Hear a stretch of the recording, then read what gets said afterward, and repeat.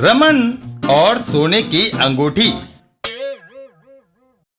एक दिन रमन बड़ा खुश होकर घर आया। कमली, देखो मेरे पास 1,000 रुपए। कहाँ से मिले? 6 साल पहले जो 250 रुपए की कमेटी निकली थी उसे मैंने फिक्स डिपॉजिट में जमा कर दिया था। ब्याज के साथ आज वह रकम 4 गुना हो गई है। याद है, तब तुम कमेटी के 250 रुपयों से सोने की अंगूठी खरीदना चाहती थी, मगर मैंने तुम्हारी इच्छा के विरुद्ध रकम को फिक्स डिपॉजिट में डाल दिया था।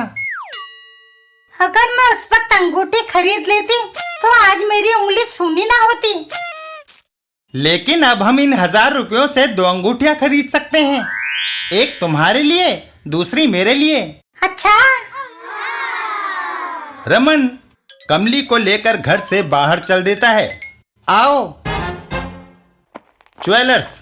रमन ज्वेलर्स की दुकान के अंदर जाता है। दुकान के अंदर, हमारे पास 1,000 रुपए हैं, हमें सोने की 2 अंगूठियां खरीदनी है।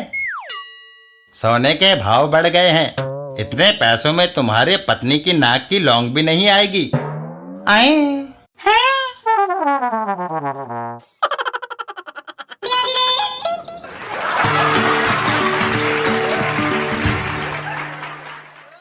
अंकुर और ढोलू। एक दिन एक जगह पर। ढोलू, आज दिवाली है और तुम मुंह लटकाए बैठे हो। डैपनो, मुझे भूख लगी है, दिवाली क्या खाक मनाऊं? देखो, मैं बम पटाखे लाया हूँ, मगर बम मेरी भूख तो नहीं मिटा सकते। ढोलू, वह अंकुर मिठाई का डब्बा लेकर आ रहा है, तुम उसे बातों में लगाओ, मैं उसके पीछे धमाका करूंगा। हड़बड़ाने से जब मिठाई का डिब्बा उसके हाथ से गिरेगा तो हम उसे लपक लेंगे। ढोलू अंकुर के पास जाता है।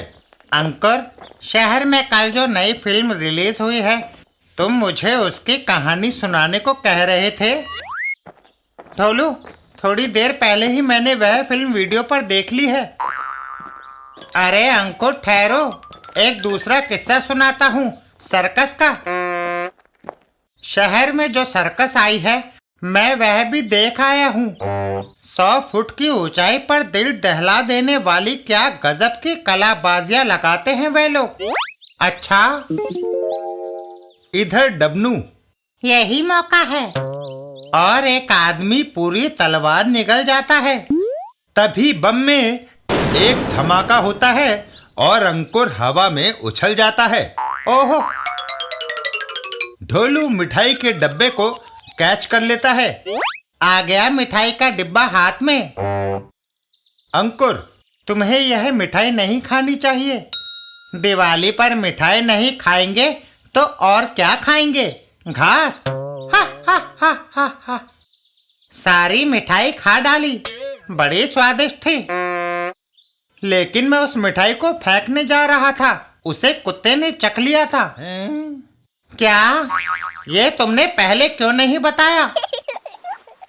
यही नहीं, जब कुत्ता दूर हटा तो इस मिठाई में छिपकली गिर पड़ी। तब मेरी मम्मी ने कहा कि इसे कारपोरेशन के कूड़ेदान में फेंकाओ। इतना कहकर अंकुर वहां से चल पड़ा। बो हो। ढोलू और डबनू। डबनू, जरा दूसरा बम देना। उस लड़के ने जो गंदी मिठाई खिलाई, मुझे उसका कर्जा चुकाना है, तुम उसे बातों में लगाओ। अरे मत ले पंगा। डबनू अंकुर को आवाज लगाता है। अंकुर, ठहरो, 3 जादूगरनियों की कहानी सुनते जाओ। 3 जादूगरनियां एक वीरान महल में रहती थी। कोहकाफ के काले दैत्य के रहने के लिए जगह की जरूरत थी। उसने जादूगरनियों को वीरान महल खाली करने का अल्टीमेटम दे दिया। वे परेशान हो गई, कहाँ जाएं? फिर ढोलू अंकुर के पीछे बम रखकर आग लगा देता है। फिर आगे की कहानी मैं भूल गया। ये सुनकर अंकुर आगे चल देता है। कोई बात नहीं, जब याद आ जाए तब सुना देना। है, बम को आग लगाते ही वह चल दिया। ढोलू बम को हाथ में उठा लेता है।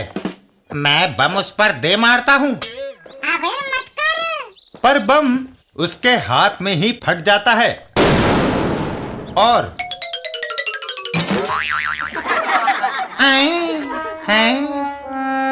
बम हाथ में ही फट गया।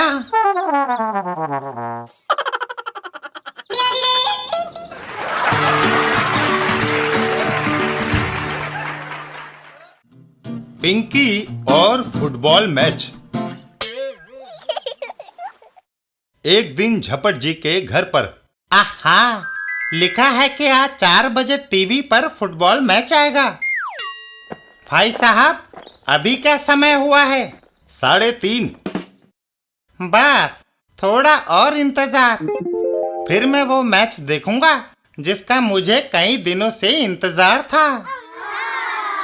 तभी पिंकी वहां आती है। झपट जी, मर गए। देखो पिंकी, आज मुझे चैन से टीवी पर मैच देख लेने दो। शौक से देखो, लेकिन मैच शुरू होने में अभी आधा घंटा है। तब तक तुम मेरी कश्मीर यात्रा की बातें सुनो। और पिंकी झपट जी को कश्मीर यात्रा के बारे में बताना शुरू करती है। कश्मीर जब हम पहुँचे तो मौसम बड़ा सुहावना था। चारों तरफ हरियाली और रंग बिरंगे फूल खिले थे। पिंकी, तुम्हारी घड़ी में 4 बज गए। नहीं, अभी नहीं बजे। वहाँ ऊंचे ऊंचे पर्वतों को देखकर दिल बड़ा खुश हुआ। कश्मीर में हम हाउस बोट में भी रहे। जानते हो हाउस बोट क्या होती है? जानता हूँ। क्या 4 बज गए? नहीं, श्रीनगर में हमने शॉपिंग भी की, ऊनी कपड़े खरीदे और सूखे मेवे खाए। पिंकी, क्या तुम्हारी घड़ी में 4 बज गए? अभी नहीं झपट जी। तभी पिंकी के दादाजी वहां आते हैं। अरे झपट भाई, आज टीवी पर फुटबॉल का मैच बड़ा कमाल का था। Football match? मगर वो तो 4 बजे आने वाला था। इस वक्त 6 बजे हैं। पिंकी, मेरी घड़ी असली नहीं, खिलौना घड़ी है। मेरा फुटबॉल मैच निकल गया।